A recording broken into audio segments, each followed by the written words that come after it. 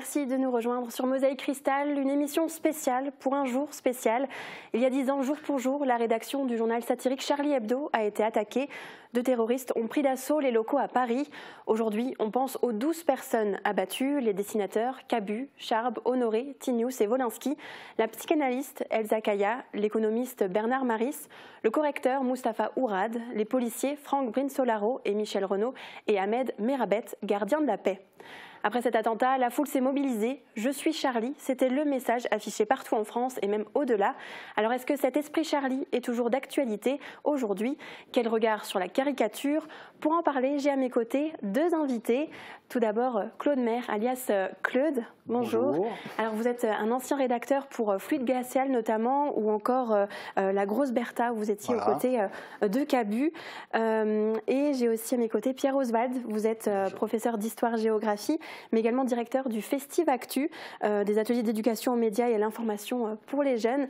Merci beaucoup à vous deux d'être présents pour cette émission particulière aujourd'hui. Alors, Claude Maire, ou Claude plutôt, vous avez côtoyé longtemps plusieurs membres de la rédaction de Charlie Hebdo. Quel est votre sentiment aujourd'hui sur ce triste anniversaire? C'est surtout un sentiment de tristesse, chose vaine, voilà, de colère un peu, frustration, et puis surtout, ouais, triste. Est-ce que vous vous souvenez de ce 7 janvier 2015? Comment vous aviez appris la nouvelle? Oui. Ben, je ne travaillais pas le jour-là, donc j'étais chez moi et ça a commencé par des SMS d'amis dessinateurs qui disaient il se passe un truc à Charlie Hebdo, voilà. Bon, au début on rigole, on se dit bon c'est pas grave, c'est pas. Puis au fur et à mesure de la matinée qui se déroulait, on a compris que c'était justement très grave. Et voilà, et je me rappelle, j'ai passé toute la matinée debout devant la télé. Mais c'était un moment particulier. Ben, c'était ouais, c'était assez incompréhension. On se demandait, voilà, on disait bon, c'est peut-être pas Tinius, le premier truc que j'ai dit, bon, il était peut-être pas là, il était au ski. Voilà, alors bon, c'est surtout Tinius que je connaissais, voilà. J'ai fréquenté un peu Cabu, comme ça on s'est croisés, mais Tinius, ça faisait des années que je le connaissais. Et vous, Pierre Oswald, est-ce que vous vous souvenez vous aussi de ce jour? Comment vous aviez appris ce qui s'était passé? Je me souviens que c'était un mercredi. C'était un mercredi et bon, alors j'ai cours moi le mercredi matin et j'apprends ça vers midi. Et c'est vrai que les informations nous parviennent par bribes au fur et à mesure de la journée. L'avantage, entre guillemets, pour nous, c'était de préparer en une après-midi ce qui allait se passer le lendemain. Parce que dans ces cas-là, on s'attend à des réactions d'élèves qui sont ce qu'elles doivent être, c'est-à-dire certainement de l'abattement, de la tristesse, et puis rester le point d'interrogation de ce qui allait, des réactions hein, qui allaient être partagées. Et on ne savait pas trop à quoi s'attendre, on va dire, là-dessus. En dehors de ça, oui, je pense qu'on a tous une partie de nous qui a été touchée. Enfin, je veux dire, moi je suis un lecteur de Charlie depuis que je suis étudiant. Enfin, donc oui, évidemment, c'est une partie de nous qui a été touchée forcément. Ouais. Et quelles étaient les premières réactions de vos élèves justement le lendemain? Les réactions étaient celles d'une sorte d'abattement, je dirais. Hein. Ça, c'est vraiment ce qu'il faut se dire. Évidemment, on en parle beaucoup dans les familles. Au collège, on est dans une sorte de réceptacle des émotions qui peuvent s'échanger dans les familles. Et donc, on reçoit ça le jeudi matin et on doit faire face à ça d'une manière ou d'une autre. Et donc, on a tous été là d'abord à écouter les élèves. Et on s'est rendu compte d'un certain nombre de choses. Hein. C'est déjà que le contexte, on l'avait pas forcément vu venir. C'est-à-dire, on en parlait, mais on l'avait pas forcément vu venir. Et je me souviens, une des premières réactions, c'était de voir que les élèves étaient énormément dans un relais de désinformation qu'ils pouvaient lire sur Internet. Et on s'est très vite aperçu entre collègues qu'il fallait faire quelque chose dans ce domaine, en tout cas, contrecarrer ce phénomène de désinformation. On en parlait, mais ça nous a un peu sauté à la figure à ce moment-là. Ouais. Ouais. Et il y a eu aussi beaucoup de réactions de la population. On se souvient notamment du grand rassemblement du 11 janvier qui a réuni notamment plus de 1,5 million de personnes à Paris et au total 4 millions dans toute la France, notamment à Sarralbe. Un jour qui a marqué les esprits. Dans notre territoire aussi, des rassemblements ont été organisés dans les jours qui ont suivi l'attentat. Direction Bitche, Sarralbe, Sarreguemines et Forbach avec nos reportages sortis des archives. Après une allocution de Jean-Claude Picard, directeur de Radio Studio 1 et organisateur de ce rassemblement, Gérard Imbert, maire de Bitche, a pris la parole pour appeler à ce que, je cite, « l'endoctrinement, la bêtise, l'ignorance et l'aveuglement stupide ne grandissent et ne gangrènent notre société ». Pour faire de ce rassemblement un moment républicain, la communauté franco-turque s'est également jointe à ce moment solennel. C'était important parce que, en tant que communauté turque, on voulait montrer qu'on était contre ces actes terroristes. En d'autres lieux et d'autres circonstances, l'averse de grêle qui s'est abattue sur Sarralbe dimanche en aurait sans doute découragé plus d'un. Cette fois-ci, sous les parapluies, cela a au contraire soudé un peu plus la foule venue rendre hommage aux victimes des terroristes, journalistes, policiers, agents d'entretien ou otages. Sur le parvis de la mairie, c'est tout d'abord Pierre-Jean Didiot qui prend la parole. Face au rassemblement de plus de 400 personnes, il fait sien les mots de la lettre de François Baroin adressée au maire de France. C'est une véritable chaîne humaine nationale que nous formons, toutes générations confondues, au-delà des divergences d'opinion. Le jour d'après, l'effroi a fait place au recueillement. Place Aristide Briand à Forbach, ils sont 600 d'après les renseignements généraux. L'appel au rassemblement a été lancé dès mercredi après-midi sur les réseaux sociaux par des membres du parti de gauche. Il a été relayé par la presse et par le bouche à oreille. Il n'y aura pas de prise de parole, on ne veut pas politiser cette affaire. Donc l'idée c'est juste d'être ensemble, de trouver un moment comme ça où on se serre les coudes. Voilà, on se serre les coudes face à la barbarie. Un regroupement silencieux, le contraste est saisissant.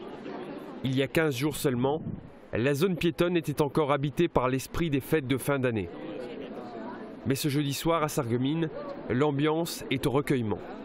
200 à 300 personnes se sont regroupées sur la place Sainte-Croix pour manifester leur indignation et dire non à la barbarie des armes dans un pays libre. J'ai pris l'initiative de distribuer des stickers. C'est une initiative que j'ai prise toute seule parce que je trouvais que c'était important, avec les moyens qu'on a, de faire une petite action. Tous ensemble, les manifestants ont observé une minute de silence et ont chanté la Marseillaise à plusieurs reprises.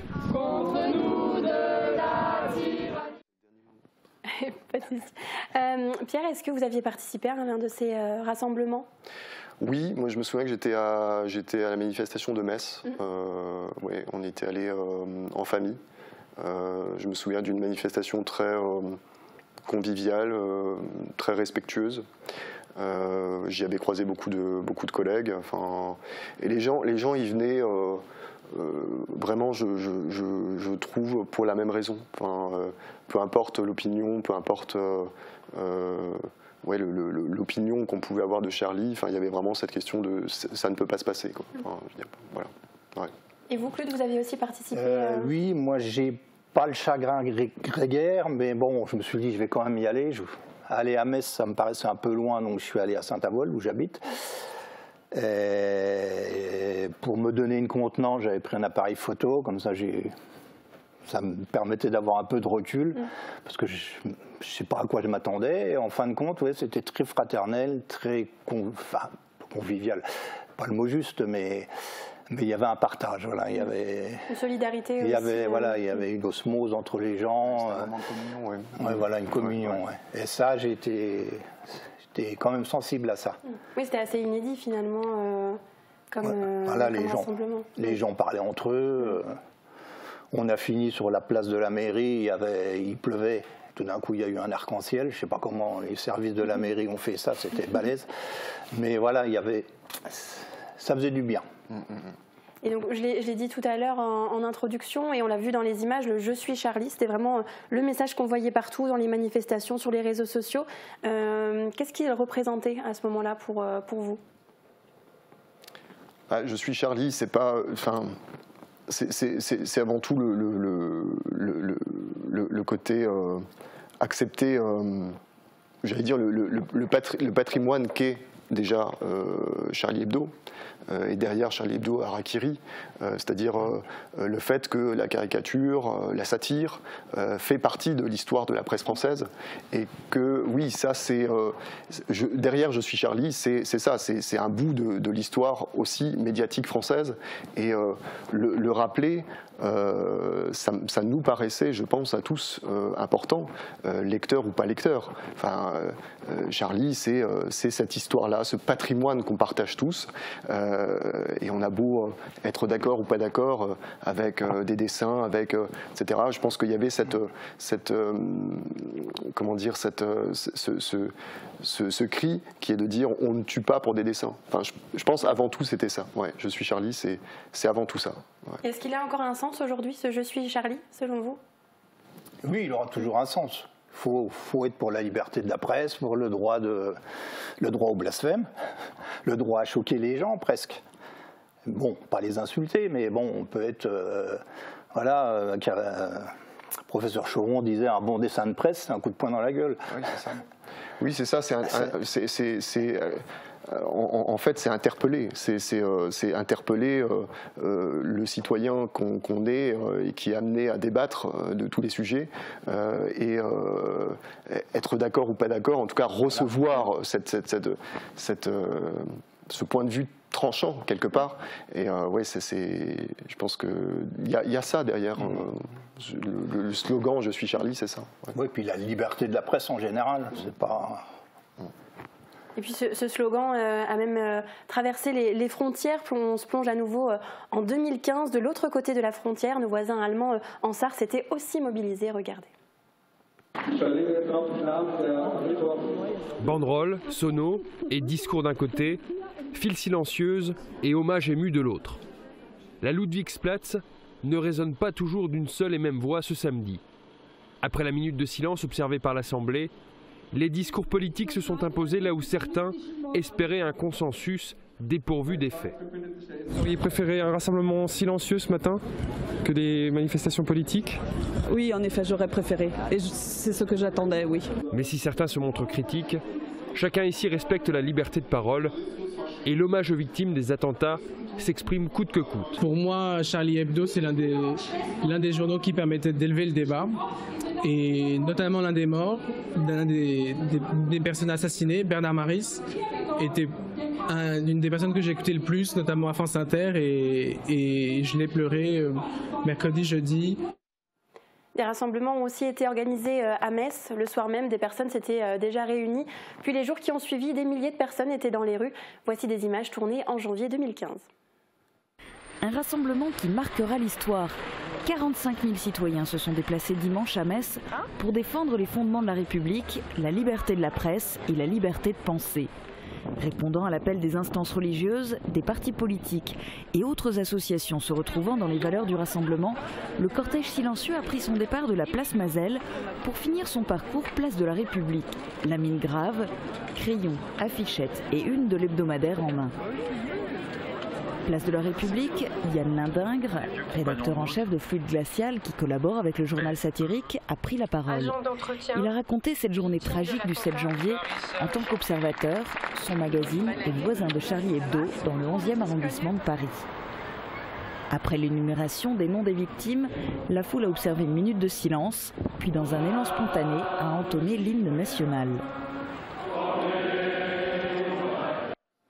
C'est aussi la liberté d'expression qui a été touchée par cet attentat. Claude, donc vous avez travaillé pour notamment Fluide Glacial ou encore la Grosse Bertha. Est-ce que cet événement a changé des choses dans votre manière de travailler? Hélas, oui. Hélas, oui, parce qu'on en tient compte, on se dit, bon, ça va faire réagir. Surtout maintenant avec Internet. Là, il suffit qu'on dise... Enfin, je ne vais pas sortir l'éternel, on ne peut plus rien dire, parce que déjà avant on ne pouvait rien dire. Mais voilà, il suffit que quelqu'un se sente blessé, se sente attaqué, et puis c'est tout de suite un déferlement de choses infâmes. Donc ça, je pense qu'il y a beaucoup de dessinateurs, même de journalistes qui en tiennent compte. Vous vous censurez vous-même un petit peu parfois? Pas vraiment censuré, mais bon, dire, bon, je ne vais pas aller sur le terrain là. Voilà, pas mettre les pieds... Bon, après, il y a toujours l'attrait d'un bon gag. Et là, des fois, je tuerais père et mère pour faire un bon gag. Alors... Mais bon, c'est un peu ça, il faut continuer à rigoler, il faut, voilà, c'est pas... Et concernant la liberté d'expression, donc Pierre-Oswald, vous êtes très proche de la jeunesse. Comment vous abordez justement cette question de la liberté d'expression avec eux ? Je crois que si on doit rendre hommage si je fais un parallèle à Samuel Paty aujourd'hui, c'est avant tout le fait de dire qu'il a bien fait son métier. Premièrement parce qu'il a enseigné l'éducation aux médias et à l'information et donc la place de la caricature dans la presse aujourd'hui, et surtout qu'il l'a fait avec méthode. C'est-à-dire pour sensibiliser les jeunes de collège ou de lycée ou d'école primaire à la caricature, il y a une façon de faire. On ne peut pas, comme ça, choquer de façon, on va dire, trop rapide ou trop... voilà. Il y a vraiment une façon de faire. Je pense que quand on le fait en collège et en lycée, on convoque l'histoire, on convoque la géographie, on convoque la sociologie, on explique l'histoire justement de la presse en France. On va prendre des cartes pour montrer l'état de la liberté d'expression dans le monde, et on va aussi se rendre compte à quel point on est dans un pays libre et que c'est quelque chose de précieux qu'il faut protéger. Et je pense que les élèves sont assez conscients de ça. Enfin, quand on en parle et quand on commence par ce biais-là à se rendre compte de ça, ça passe beaucoup mieux. Parce qu'on se dit, ah oui, mince, j'ai le droit de regarder des dessins, d'avoir une presse qui est très diverse finalement, et j'ai la chance d'appartenir à un pays qui protège cette liberté d'expression. Ouais. Et vous évoquez régulièrement avec eux ce qui s'est passé à Charlie Hebdo ou encore Samuel Paty Alors régulièrement, ça fait partie, on va dire, des questions qui peuvent se poser dans des cours d'éducation aux médias et à l'information. Vous savez, l'éducation aux médias et à l'information est devenue centrale, presque prioritaire à un moment donné, aux alentours des années après les attentats justement. Il y a vraiment une prise de conscience dans l'éducation nationale qu'il faut élargir le concept d'éducation aux médias et à l'information. Donc oui, il y a différentes façons, on va dire, de mener ces cours-là. Ça passe par des cours théoriques, ça passe par des ateliers, ça passe par des pratiques pédagogiques qui se font parfois hors temps scolaire, à l'intérieur des classes. Tout dépend, mais il y a différentes façons de faire. Le MI se fait très souvent en histoire-géographie, en enseignement moral et civique, peut se faire aussi au CDI. Mais aujourd'hui, je pense qu'elle peut se faire dans quasiment toutes les disciplines. Enfin, et donc vous êtes enseignant au collège. Est-ce que les jeunes comprennent ce que représentent justement ces attentats ? Oui, dans la très grande majorité, oui. Enfin, je veux dire, globalement, il y a une incompréhension sur le fait de dire bon, bah, pourquoi tuer finalement pour des dessins ou pour une expression, quelle qu'elle soit. Pourquoi tuer pour ça ? Surtout en considérant le fait que notre boussole étant la loi, ces journalistes, ces dessinateurs restent dans le cadre de la loi. Donc pourquoi une telle violence finalement pour des gens qui ne font que s'exprimer ? Donc la très très grande majorité des élèves comprennent ça. Après, on n'est jamais, comment dire, on n'échappe pas à ses convictions, j'allais dire.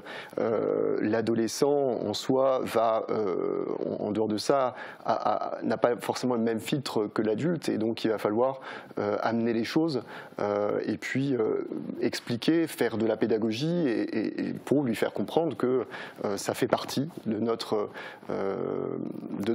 moyen de débattre aussi. Hein. Donc on est ici dans l'apprentissage de la citoyenneté. Et nous avons aussi donné la parole aux habitants du territoire. Qu'ont-ils ressenti il y a 10 ans ? Que reste-t-il de cet esprit Charlie selon eux ? On les écoute. Vous, qu'est-ce que vous avez ressenti il y a 10 ans lors de l'attentat contre la rédaction de Charlie Hebdo ? J'étais pas... Ça m'a fait mal, hein. C'est pas ma conception de la liberté. Quelque chose d'inimaginable, impossible, une attaque contre la liberté de la presse, contre la liberté tout court dans notre pays. Une grande tristesse pour tous ces morts les journalistes, les policiers qui étaient là pour les protéger, et beaucoup de questions sur qu'est-ce qui peut se passer dans notre pays.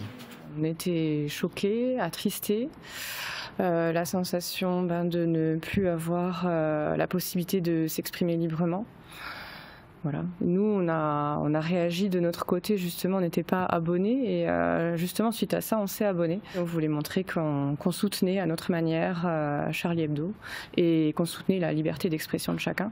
C'est atroce, c'est inadmissible, c'est incompréhensible, c'est dramatique. Brutal, brutal. Très violent.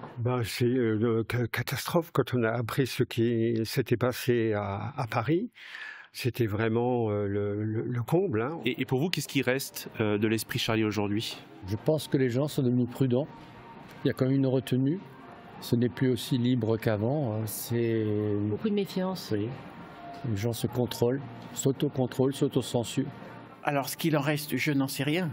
Ce qu'il doit en rester, c'est l'exigence de la citoyenneté, du vivre ensemble, des 3 mots de notre République, la liberté, l'égalité, la fraternité. La fraternité républicaine, on se respecte et on respecte les opinions des autres, les religions des autres. Je pense plutôt que malheureusement le soufflet est un peu retombé. Il y a eu des manifestations, mais aujourd'hui il n'y a pas vraiment de grande avancée en matière de liberté d'expression. Je crois même que c'est de pire en pire, malheureusement. Par exemple, on voit les humoristes qui ont peine à s'exprimer. On voit des émissions de télé qui avaient lieu il y a quelques 10-20 ans qui aujourd'hui ne passeraient plus. C'est pas à cause des attentats, des assassinats qu'il faut baisser la garde, premièrement, et de tout laisser tomber. Il faut montrer à ces assassins, à ces terroristes, qu'on est plus fort qu'eux.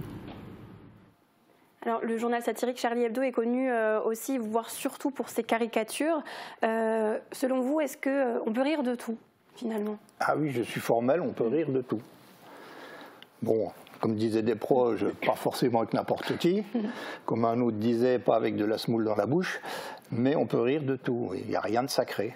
Il n'y a pas de sujet où il faut être un peu plus... Après, il y a des sujets qui sont touchy, qu'on évite, voilà, qu'il faut prendre avec des pincettes. Mais voilà, moi je suis... Bon, mes 2 grands maîtres, c'est Choron et Cavana. Puis Gottlieb aussi, dans un autre... Voilà, il n'y a rien de sacré. On peut rire des handicapés avec les handicapés. On peut rire des religions avec les religieux. Ça n'empêche pas, voilà. Je ne vois pas où ça pose problème. Tant qu'on n'insulte pas les gens, tant qu'on reste dans les limites de la loi, qu'on reste correct, voilà, on peut rire de tout. Et vous travaillez encore aujourd'hui parfois avec des dessinateurs, des caricaturistes. Est-ce que eux, au fur et à mesure des années, après ce qui s'est passé, se sont aussi mis un peu des limites ou ont repensé un petit peu leur manière de travailler? Oui et non. Je pense que, bon, moi je travaille surtout avec le Fred Touron au Canard. Bon, enfin je travaille, c'est un grand mot. Je passe quelques idées de temps en temps quand j'ai une bonne idée, et puis il ne faudrait pas que ça se perde. Voilà, mais je ne pense pas qu'il ait changé fondamentalement sa manière de travailler. Bon, il n'a jamais été dans les leçons, de donner des leçons, ou lui plutôt dans le gag, dans l'humour. Donc il n'a pas tellement changé sa façon de travailler. Après, chez Charlie, bon, il y a des fois j'ai l'impression qu'il pousse un peu le curseur de la provoque. C'est peut-être qu'une impression, voilà. Mais je ne pense pas que fondamentalement il y ait des gens qui aient vraiment beaucoup changé leur façon. Voilà, ils se méfient, ils font attention. Comme disait un monsieur dans le reportage avant, c'est plus du contrôle que de la censure. Voilà. Mais il y a quand même quelque chose qui a changé finalement. Oui, forcément. C'est comme après le 11 septembre, voilà, des trucs, c'est tellement choquant, c'est tellement qu'il y a un avant, il y a un après. Pierre, selon vous, on peut rire de tout? C'est une bonne question. Non, mais moi je pense qu'il faut. Ouais, moi ça dépend à qui. Non, moi je pense qu'il faut, oui, évidemment. Et puis je pense qu'il faut revenir sur le rôle du rire dans la société aussi. Hein, je veux dire, avant tout, c'est s'amuser. Enfin, il faut savoir relâcher aussi, s'amuser. Je repensais ce matin, j'ai dit mais en fait, le dessin en soi est un geste très naturel. Dès l'enfance, enfin, on a tous fait, on voit tous des enfants. La première chose qu'ils font lorsqu'ils ont une table et puis des feuilles et puis des crayons, ils dessinent. Donc c'est un geste éminemment, je pense, humain. Et je pense que Charlie, à travers le dessin de presse, puisqu'il peut se faire par ailleurs, c'est la continuité de ce geste naturel. Donc oui, ça fait partie de nous, j'allais dire. Donc ouais, je pense que... Voilà. Avec évidemment cette boussole qu'il faut, comme je disais avant, garder, qui est faire la différence entre l'incitation à la haine, au rejet, et puis le rire pour interpeller et pour débattre, parce que je pense que c'est ça ce qui est fondamental à comprendre dans l'esprit Charlie, c'est que Charlie Hebdo, c'est avant tout interpeller pour faire réfléchir quelque part. Hein. C'est aussi ça ce qu'on enseigne aux jeunes. Ouais. Et il y a d'autres jeunes qui se sont intéressés au métier de journalisme. 200 lycéens de 14 établissements du Grand Est ont participé au projet Charlie Hebdo, la conception d'un numéro spécial pour commémorer les 10 ans de l'attentat. Il est paru aujourd'hui. Alors, pendant plusieurs mois, ils ont rencontré les équipes de la rédaction et chaque établissement avait une page à écrire. Alors, on y reviendra longuement vendredi. Vous découvrirez les coulisses de la création de ce journal aux côtés des élèves. Alors, ils étaient très jeunes. En 2015, ils avaient pour certains 4-5 ans.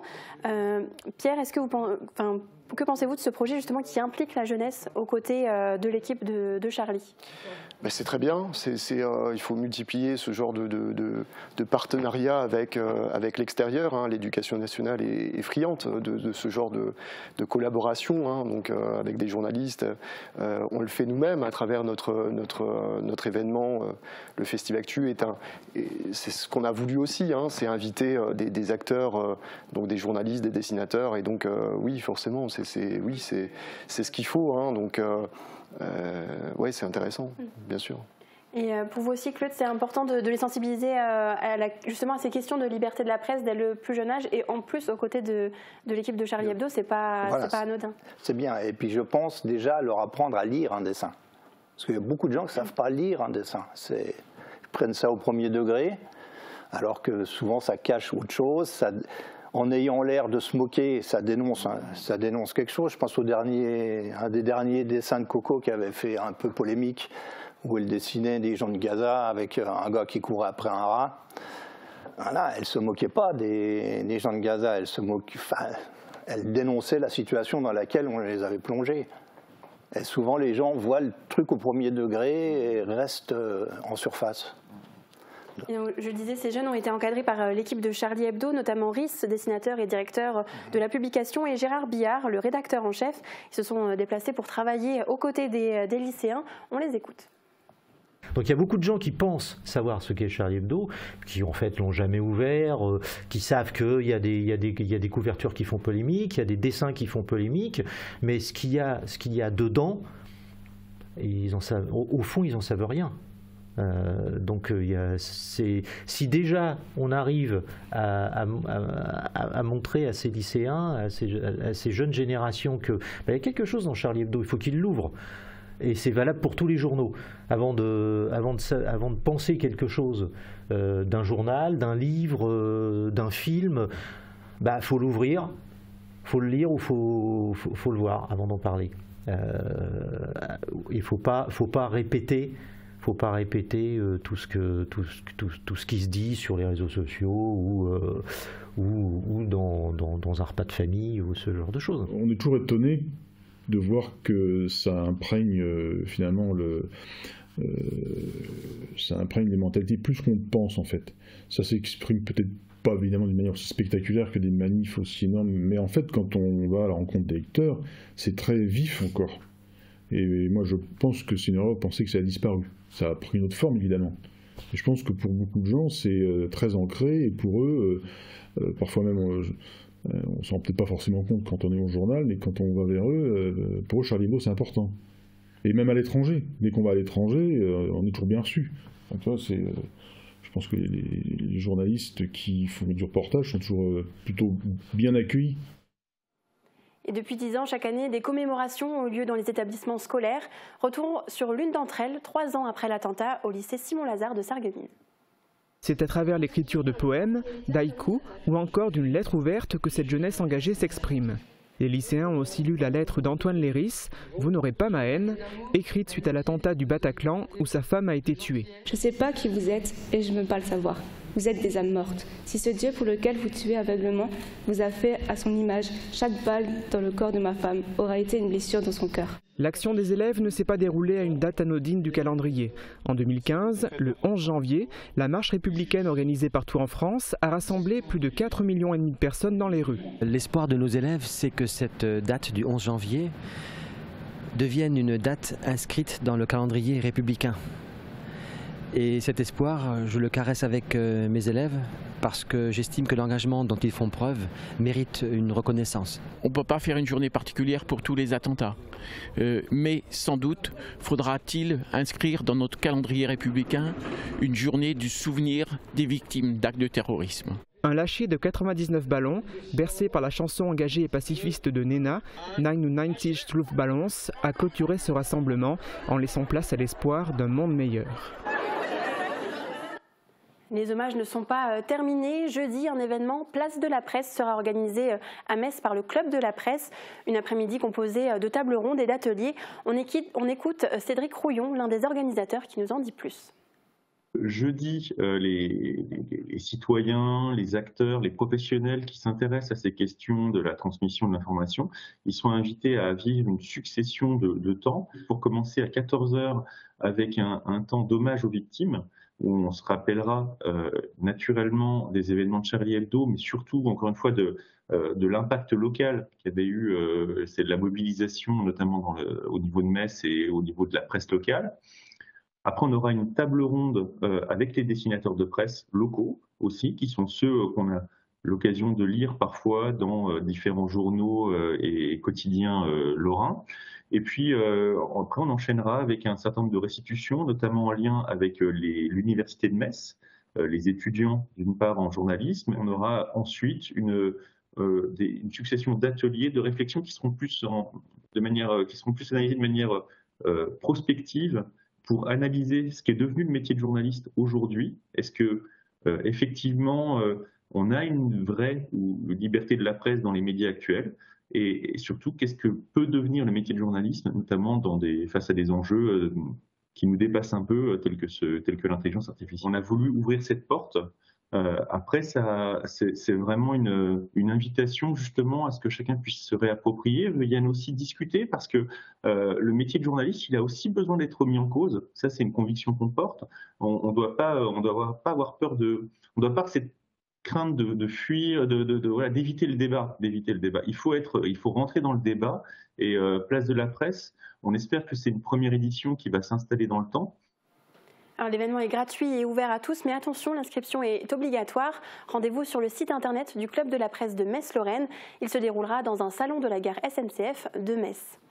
La liberté de la presse, la liberté d'expression, est-ce que c'est finalement un combat sans fin, selon vous ? Ça doit être un combat sans fin. Enfin, ça ne devrait pas, mais on est poussé à le faire.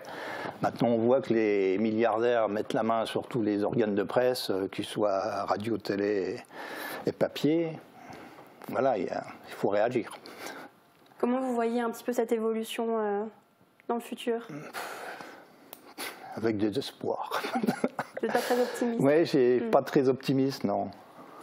Non, quand on regarde ce qui se passe en Amérique avec Trump et puis Elon Musk, voilà. Quand on regarde ici Radio Télé Bolloré, voilà.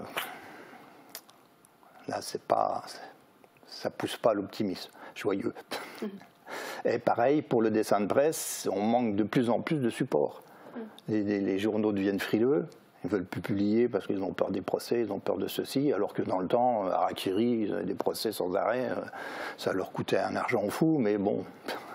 Alors que maintenant, les journaux sont beaucoup plus dociles et évite d'aller au front. Et aujourd'hui, vous écrivez un petit peu moins qu'avant, mais vous écrivez toujours encore, vous participez à quelques parutions? Oui, là j'ai un... Bon, là c'est du dessin de presse, ça s'appelle Dans 4 années. Bon, il y a eu 2 numéros, il y a un numéro par an, donc c'est pas fatigant. Et puis je travaille aussi pour l'Art Free, qui est une jolie revue éclectique. Bon, tout ça, ça se trouve sur Internet parce que c'est pas en kiosque, c'est une diffusion par Internet, mais voilà, je travaille encore pour ces 2 supports. Ok. Et vous, Pierre, comment vous voyez l'avenir justement avec la liberté de la presse, la liberté d'expression, comment ça peut évoluer? La liberté d'expression, il faut la défendre de toute façon. Hein. Je veux dire, ça fait partie. Dans la liberté d'expression, il y a liberté. C'est une valeur républicaine, donc je crois qu'on n'a pas le choix de défendre la liberté d'expression. Les élèves en ont de toute façon tout à fait conscience. Lorsqu'ils parlent de liberté, ils pensent avant tout à la liberté d'expression. C'est ce qui revient presque naturellement. Non, moi je pense qu'il faut s'intéresser au changement de contexte, l'arrivée du numérique, l'explosion, la multiplication des réseaux, des médias et des réseaux sociaux. Donc ça aussi, il faut y faire attention. De nouveaux défis. J'en parlais avant, le défi de la désinformation. Apprendre aux élèves à bien s'informer sur Internet devient essentiel. Et c'est un travail de tous les instants, j'allais dire, pour nous. Et puis accepter aussi que l'information, c'est parfois le temps long. Parce qu'on est dans un règne, on est dans une époque de temps très court, où tout est très rapide, où l'information circule très vite, et on se prend finalement peu le temps de la réflexion. Et donc on se documente de moins en moins. Et je parle vraiment de la vraie documentation. Et ça, on initie les élèves.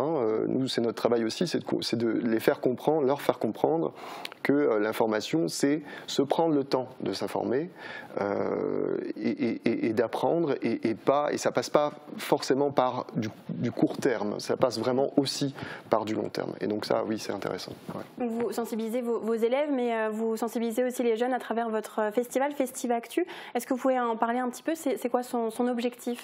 Le Festivactu, je vais me vanter un peu, mais c'est le plus grand festival d'éducation aux médias et à l'information en Lorraine, en Alsace aussi, en tout cas dans le Grand Est.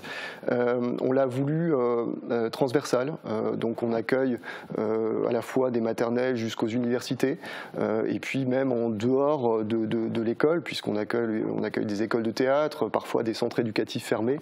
L'objectif est de laisser une liberté d'expression justement aux jeunes, donc en leur disant si une actualité vous interpelle, faites-en un film. Et donc on diffuse des courts-métrages qui vont de 1 à 15 minutes sur une actualité qui les a interpellés. Alors ça peut être tout, ça peut être l'écologie, ça peut être la politique, le sport, enfin peu importe. Et après on en discute. Et donc se sont développés toute une série d'ateliers d'éducation aux médias et à l'information autour de cette diffusion de ces films-là, dans une salle attenante, à l'espace des anciennes forges à Styrin-Vandel. Et ça marche puisqu'on accueille chaque année, alors la prochaine édition c'est en 2026, mais on accueille je crois qu'on avait 45 films la dernière édition, donc ça fonctionne. Et le festival va célébrer ses 10 ans du coup en 2026. 10 ans, ouais, en juin 2026. Ouais. Ok. Alors on va vous dévoiler un dernier extrait sorti de nos archives, une séquence filmée lors d'une manifestation de Sarralbe, avec un clin d'œil à nos journalistes. J'ouvre cette bouteille de champagne pour que vivent les iconoclastes, pour que vive la liberté, pour que vive Charlie Hebdo, voilà. Et pour que vive l'esprit de Charlie Hebdo.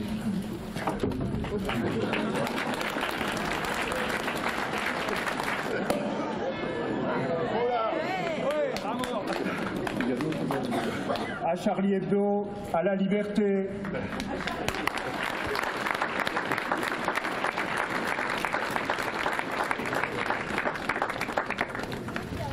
À la presse, libre. C'est pour vous. Merci.